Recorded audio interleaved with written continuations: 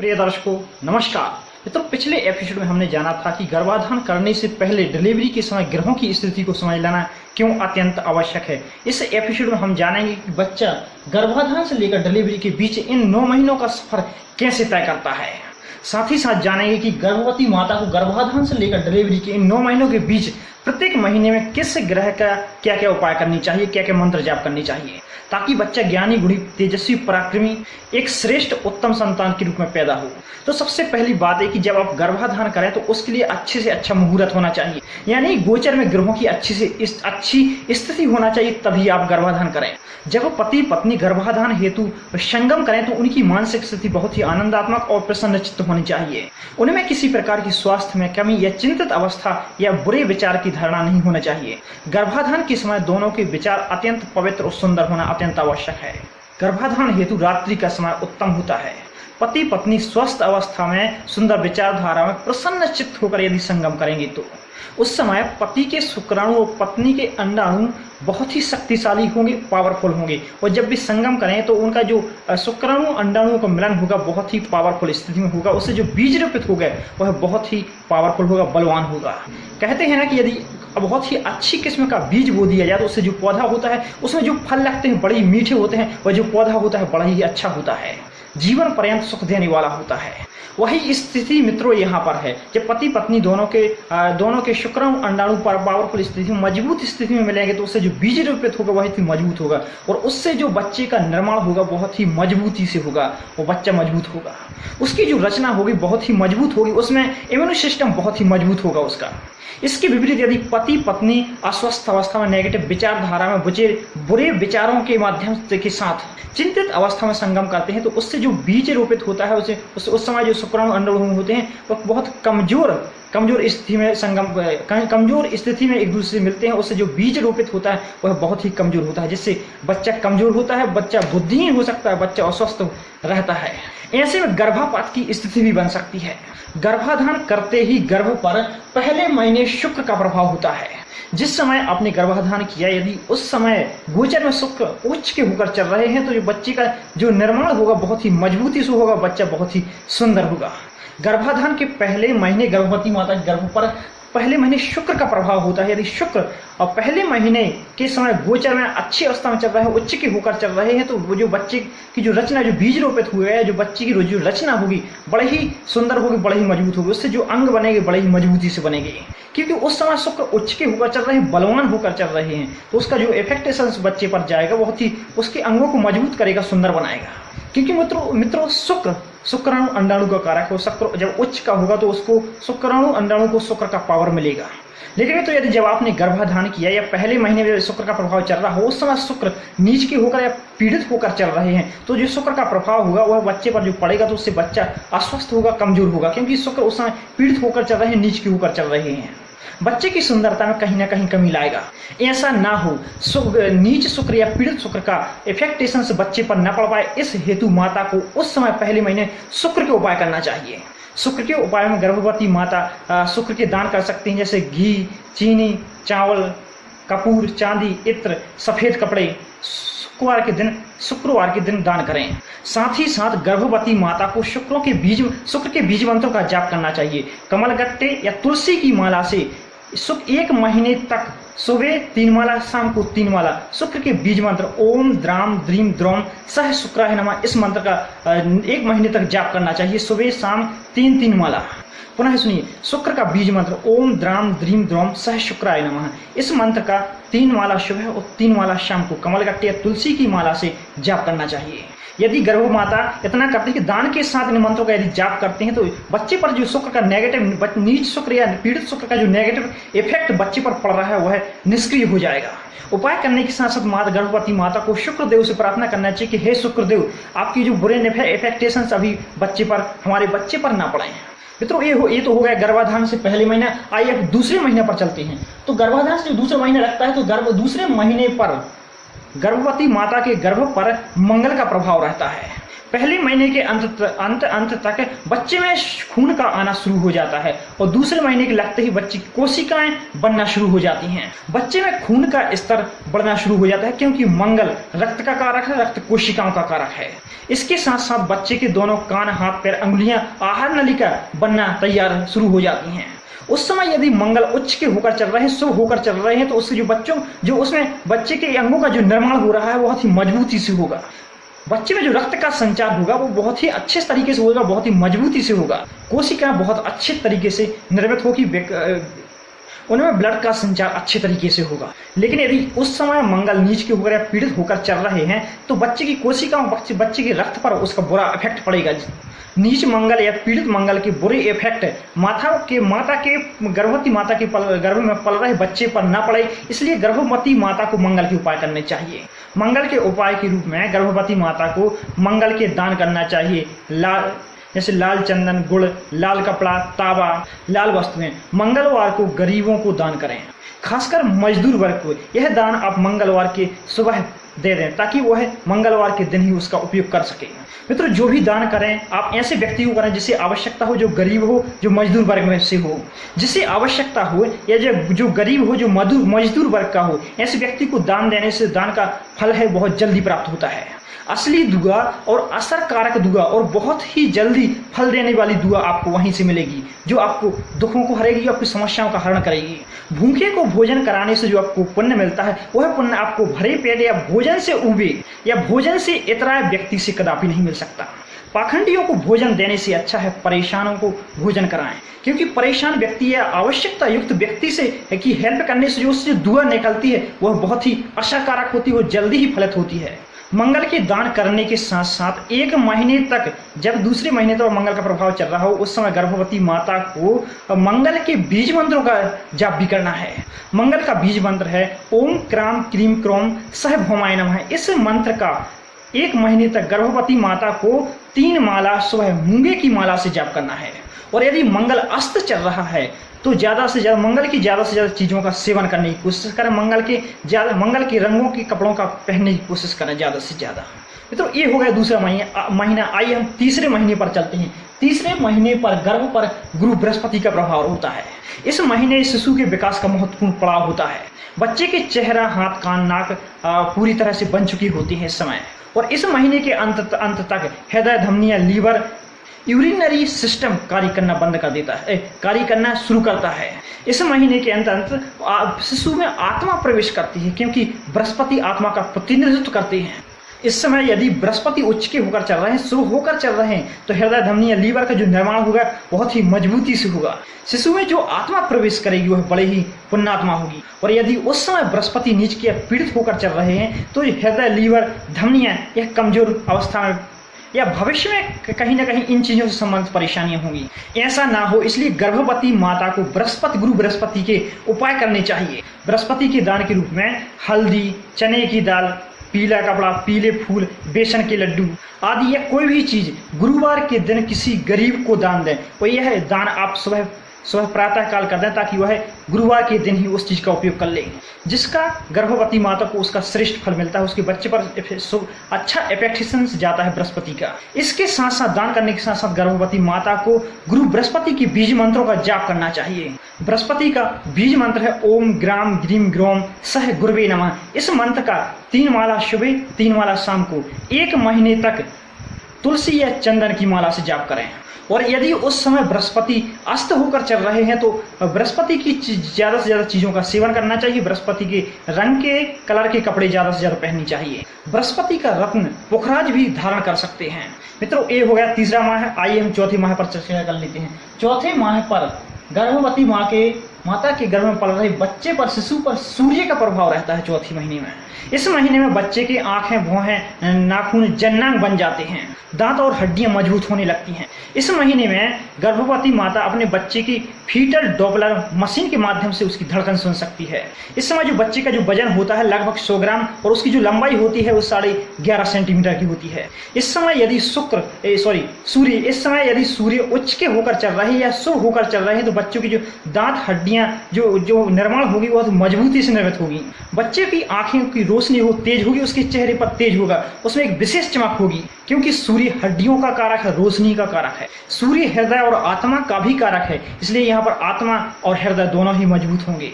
और यदि इस समय सूर्य नीच के होकर या पीड़ित होकर चल रहे हैं तो दांत, हड्डियां और आंखें जो हैं कहीं ना कहीं इफेक्ट होंगी, कमजोर होंगी।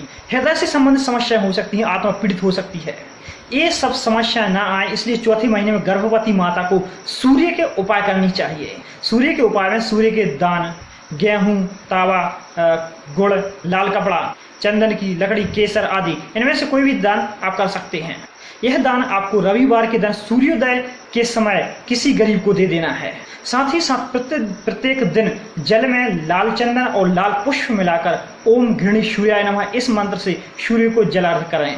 चौथे महीने में 1 महीने तक जब तक बच्चे पर सूर्य का प्रभाव रहेगा, गर्भवती माता को सूर्य के बीज मंत्रों का जाप करना चाहिए। यदि वह नीचे पीड़ित होकर चल रहे हैं तो दान भी करना है और फिर जाप भी करना है। सूर्य का बीज मंत्र है ओम ह्राम ह्रीम ह्रोम सह सूर्याय नमः। इस मंत्र का गर्भवती माता को चंदन की माला से केवल सुबह 3 माला जाप करना है, प्रतिदिन 1 महीने तक। तो ये हो गया चौथा महीना। आइए हम 5वें महीने पर चलते हैं। गर्भवती माता के गर्भ में पल रहे शिशु पर 5वें महीने में चंद्र का प्रभाव होता है और चंद्रमा सबसे ज्यादा चलायमान ग्रह है। 2.25 दिन में यह राशि परिवर्तन करता है। यह हमारी 10 इंद्रियों को प्रभावित करता है। 5वें महीने के चलते जब चंद्रमा वृश्चिक राशि में आएगा तो वह नीच का हो जाएगा, पीड़ित हो जाएगा। उस समय यह बच्चे की इंद्रियों को प्रभावित करेगा। यह नीच का जो चंद्रमा है केवल 2.25 दिन तक एक राशि पर रहेगा। 5वें महीने के चलते जब चंद्रमा नीच राशि में आता है तो आज नीच राशि में आएगा, उस समय गर्भवती माता को इस चंद्रमा के उपाय कर लेना है। 5वें महीने में जब चंद्रमा नीच के चल रहे हैं उस समय गर्भवती माता को चंद्रमा के उपाय में चंद्रमा के दान कर सकते हैं। दूध, दही, चावल, सफेद कपड़ा, सफेद फूल, सफेद चंदन किसी गरीब को दान दे दें। यह दान आपको उसी दिन में देना है जब चंद्रमा नीच के चल रहे हों और वह समय केवल 2.25 दिन के लिए रहेगा। उस समय आपको चंद्रमा के दान करना है और भगवान शिवलिंग पर जल और कच्चा दूध अर्पित करना है उन 2 दिनों में। साथ ही साथ आप उस समय ओम नमः शिवाय की 3 माला सुबह जाप कर लें। और यदि चंद्रमा 5वें महीने के चलते अस्त अवस्था में चल रहा है तो आपको चंद्रमा से संबंधित दूध, दही, ज़्यादा चीज़ें हैं जो चंद्रमा से संबंधित जो चीज़ें हैं उनका ज़्यादा सेवन करना है। उसके रंग, चंद्रमा के रंग के कपड़ों को ज़्यादा पहनना है, सफ़ेद कपड़ों को ज़्यादा पहनिए। इससे होगा क्या कि जब चंद्रमा अस्त होकर चल रहा है तो ये सब आप चंद्रमा की वस्तुओं का सेवन करेंगे, धारण करेंगे तो चंद्रमा की जो रेशमियाँ हैं वह बढ़ेंगी, मजबूत होंगी, जिससे चंद्रमा मजबूत होगा और आपको पॉजिटिव इफेक्टेशंस देगा बच्चे को। उस समय हम चंद्रमा को जितना ज़्यादा मजबूत करेंगे बच्चे की ज्ञानेंद्रियां, कर्मेंद्रियां उतनी ही मजबूत होंगी, जिससे बच्चे में सोचने, विचार करने, समझने की क्षमता बहुत ही प्रबल होगी। वह भविष्य में बड़े से बड़े निर्णय बड़ी आसानी से ले सकेगा, उसमें विशेष क्षमता होगी। चंद्रमा के पीड़ित होने पर 5वें महीने में जब चंद्रमा पीड़ित होकर चल रहे हैं, यदि गर्भवती माता यदि उपाय नहीं करती है तो बच्चे की मानसिक स्थिति पर विशेष प्रभाव पड़ता है। उसकी मानसिक स्थिति साइको प्रॉब्लमेटिक हो सकती है। उसको भविष्य में मस्तिष्क से संबंधित प्रॉब्लम, सिरदर्द समस्याएं हो सकती हैं। मित्रों, ये हो गई 5वें महीने की बात। अब 6वें महीने की बात कर लेते हैं। 6वें महीने में गर्भ पर शनि का प्रभाव होता है। 6वें महीने में गर्भवती माँ के गर्भ में पल रहे शिशु पर शनि का प्रभाव होता है। इस महीने में बच्चे का वजन बढ़ते बढ़ते इस महीने के अंत तक 600 ग्राम और लंबाई 30 सेंटीमीटर की हो जाती है। इस समय बच्चे में रीढ़ की हड्डी और कमर की हड्डी मजबूत होती है। यदि इस समय शनि उच्च के होकर चल रहे हैं या शुभ अवस्था में होकर चल रहे हैं तो बच्चे में एक विशेष मजबूत होती, उसके शरीर में, उसके कर्म को लेकर एक विशेष मजबूती होती है। और यदि शनि नीच के पीड़ित होकर चल रहे हैं तो बच्चे की रीढ़ की हड्डी या कमर से संबंधित प्रॉब्लम उसको भविष्य में आती हैं। ये सब समस्याएं ना आए इसलिए गर्भवती माता को 6वें महीने में शनि के उपाय करनी चाहिए। शनि के उपाय में गर्भवती माता को शनिवार के दिन लोहे की कोई भी वस्तु गरीब को दान दे दें, या काला कपड़ा, सरसों का तेल भी आप दान कर सकते हैं गरीब को, या काले फूल भी आप मंदिर में दे सकते हैं। यह दान या जो जाप मैं आपको बता रहा हूँ, यह दान यह सब जाप यदि गर्भवती माता स्वयं करें तो उससे विशेष फल इसका मिलेगा। तो शनिवार के दान शनिवार के शाम के समय करें और साथ ही साथ गर्भवती माता को शनि के बीज मंत्रों का जाप करना है। जब तक 6वां महीना चलता है, 6वें महीने के पूरे महीने शनि मंत्र का जाप करना, शनि के बीज मंत्रों का जाप गर्भवती माता को करना है। शनि का बीज मंत्र है ओम प्राम प्रीम प्रोम सह शने नमः। इस मंत्र का गर्भवती माता को रुद्राक्ष की माला से 3 माला सुबह और 3 माला शाम को करना है। बड़ा ही छोटा मंत्र है, बड़े ही आसानी से हो जाता है, कम समय में हो जाता है, लेकिन इसका फल बहुत ज़्यादा मिलता है क्योंकि यह बीज मंत्र है। बीज मंत्र बहुत ही असरकारक होते हैं। एक विशेष बात, गर्भवती माता जब भी दान करे या पूजा मंत्र आराधना करे तो पूजा मंत्र आराधना करने के बाद अपने बच्चे के मंगल कामना हेतु प्रार्थना अवश्य करें। और यदि शनि उस समय अस्त होकर चल रहे हैं तो शनि का रत्न नीलम पंच धातु या स्टील की धातु में मध्यमा उंगली में शनिवार के दिन धारण कर लें। काले रंग का उपयोग, शनि से संबंधित चीजों का उपयोग ज्यादा करें उस महीने। मित्रों, ये तो हो गई 6वें महीने की बात। आइए हम 7वें महीने की चर्चा कर लेते हैं। 7वें माह पर शिशु पर बुध का प्रभाव होता है। बुध जो कि बुद्धि के कारक है, वाणी के कारक है, चमड़ी के कारक हैं। मित्रों, यदि इस महीने बुध उच्च के होकर या शुभ होकर चल रहे हैं तो बच्चे के बुद्धि का विकास बहुत अच्छे तरीके से होगा। बच्चा बुद्धिमान होगा, साथ ही साथ बच्चे की जो वाणी होगी बहुत ही अट्रैक्टिव होगी। बच्चा भविष्य में अच्छा वक्ता बनेगा। बच्चे की जो चमड़ी है वह बहुत ही मजबूत तैयार होगी, उसकी चमड़ी में एक चमक होगी। 7वें महीने में उच्च के बुध या शुभ बुध के प्रभाव यदि बच्चे पर पड़ते हैं तो बच्चा एक राजकुमार बनेगा। और यदि इस समय बुध नीच के या पीड़ित होकर चल रहे हैं तो बच्चे का बुद्धि का विकास अच्छे से नहीं हो पाता है, उसकी जो वाणी पूर्ण विकसित नहीं हो पाती है। भविष्य में बुद्धि संबंधित प्रॉब्लम, वाणी संबंधित प्रॉब्लम और चमड़ी से के रोग से संबंधित प्रॉब्लम होती है। बच्चे को इन सब समस्याओं से, बुध के नेगेटिव इफेक्ट से बचाने हेतु गर्भवती माता को उस समय 7वें महीने में बुध के उपाय करनी चाहिए। बुध के उपाय में बुध के दान गर्भवती माता कर सकती है। बुध के दान है जैसे मूंग की दाल, हरी सब्जियां, कोई भी हरी सब्जियां बहुत सारी होती हैं, कोई भी हरी सब्जियां गरीब को दान दे सकती हैं। हरे फूल मंदिर में दान दे सकते हैं, हरा कपड़ा दान कर सकते हैं। यह दान गर्भवती माता को बुधवार के दिन प्रातः काल किसी गरीब को दे देना चाहिए। साथ ही साथ गर्भवती माता को बुध के बीज मंत्रों का जाप करना चाहिए। बुध का बीज मंत्र है ओम ब्राम ब्रीम ब्रोम सह बुधाय नमः। गर्भवती माता को इस मंत्र का जाप चंदन की माला से 1 महीने तक केवल प्रातः 3 माला जाप करना है और 1 महीने तक जाप करें। और यदि उस समय बुध अस्त होकर चल रहे हैं तो गर्भवती माता को बुध से संबंधित चीज़ों का ज़्यादा से ज़्यादा, हरी सब्जियों का सेवन करना चाहिए, हरे रंग के कपड़े ज़्यादा से ज़्यादा पहनने चाहिए। और यदि बुध का रत्न धारण कर सकते हैं तो बुध का रत्न पन्ना 6 रत्ती का चांदी की धातु में बुधवार के दिन कनिष्का अंगुली में धारण करना चाहिए। ये तो होगा 7वां महीना। आइए 8वें महीने पर चर्चा कर लेते हैं। 8वां महीना पुनः शिशु पर सूर्य का प्रभाव होता है। इस महीने में बच्चे के दिमाग का तेजी से विकास होता है। वो माँ के पेट के अंदर हलचलें करता है, जिसे माँ बहुत अच्छे तरीके से महसूस कर सकती है। साथ ही साथ वह पेट के अंदर वह देख भी सकता है, पेट के अंदर रहते हुए देख सकता है, सुन सकता है। इस महीने बच्चे का हृदय माँ के हृदय से जुड़ा होता है। यदि इस समय सूर्य उच्च के होकर चल रहे हैं या बहुत अच्छी स्थिति में चल रहे हैं तो बच्चे का जो हृदय है बहुत ही मजबूत होता है, बच्चा तेजस्वी होता है। और यदि सूर्य नीच के हो या पीड़ित हों तो बच्चे के हृदय पर इसका बुरा इफेक्ट पड़ता है। इस इफेक्टों को बचाने हेतु गर्भवती माता को सूर्य से संबंधित उपाय करना चाहिए। और जो सूर्य से संबंधित उपायों को मैं आपको बता चुका हूँ। और 9वें महीने में पुनः बच्चे पर चंद्रमा का प्रभाव होता है। इस महीने गर्भवती माता को बच्चे को जन्म देने का उत्साह चरम सीमा पर होता है। वह बच्चे को जन्म देने के समय का इंतजार करने लगती है। बच्चा पेट में हलचलें करता है, बच्चा पेट के अंदर ही पलकें झपकना, सिर को घुमाना, इस प्रकार की हरकतें करता है। इस समय चंद्रमा उच्च के या अच्छी स्थिति में चल रहे हैं तो बहुत अच्छी बात है। और यदि नीच के या पीड़ित हो गए हैं तो गर्भवती माता को चंद्रमा के उपाय करने चाहिए, जो मैं चंद्रमा के उपाय जो मैं आपको बता चुका हूँ। और अब समय पूरा होने पर बच्चा दुनिया में आने के लिए तैयार हो जाता है। इस हेतु शुभ लग्न, शुभ नक्षत्र और अत्यंत शुभ मुहूर्त देखकर डिलीवरी करवा लेना चाहिए। मित्रों, ये थी जानकारी बच्चे के गर्भाधान से लेकर डिलीवरी तक के समय को सफर को तय करने की।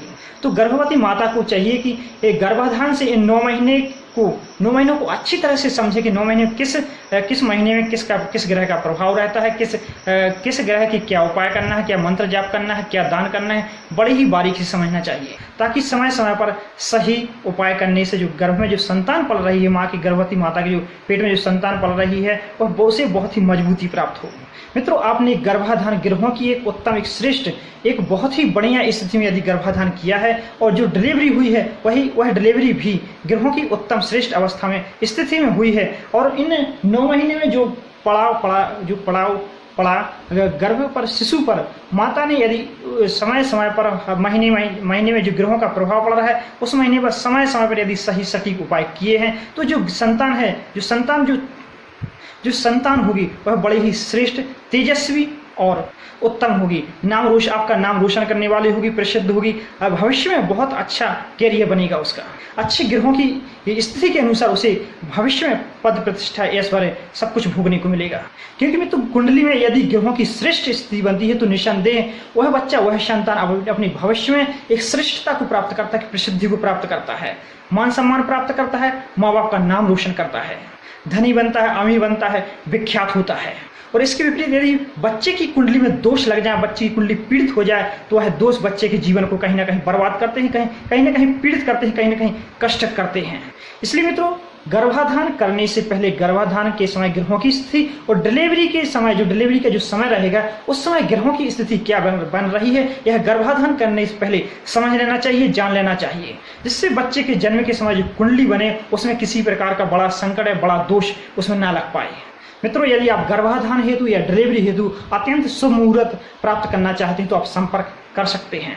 मैं आपको बताऊंगा कि आपको कब गर्भ धारण करना है ताकि जो संतान आपकी उत्पन्न हो वह संतान बड़ी ही तेजस्वी हो, श्रेष्ठ हो, उत्तम हो। इसलिए मैं तो श्रेष्ठ, उत्तम, तेजस्वी संतान प्राप्ति हेतु, गर्भाधान हेतु, डिलीवरी के समय शुभ मुहूर्त हेतु आप संपर्क कर सकते हैं। मित्रों, आज के लिए बस इतना ही। आपने मेरा वीडियो देखा इसलिए आपको बहुत बहुत सारा धन्यवाद। यदि कोई बात आपको समझ में आई हो या कोई प्रश्न पूछना चाहते हैं तो नीचे कमेंट बॉक्स में लिखकर भेज सकते हैं। और मैं आपसे विशेष निवेदन करता हूं कि आप हमेशा खुश रहिए, प्रसन्न रहिए, हमेशा पॉजिटिव सोचते रहिए, पॉजिटिव करते रहिए। क्योंकि मित्रों, पॉजिटिव कर्म, पॉजिटिव सोच जीवन का बहुत ही सुंदर, बहुत ही बढ़िया विस्तार करते हैं, साथ ही साथ आपको समस्त समस्याओं से बचाए रखते हैं। नेक्स्ट एपिसोड में पुनः मिलते हैं खास विषय के साथ। तब तक के लिए इजाजत दीजिए। नमस्कार, जय श्री कृष्ण।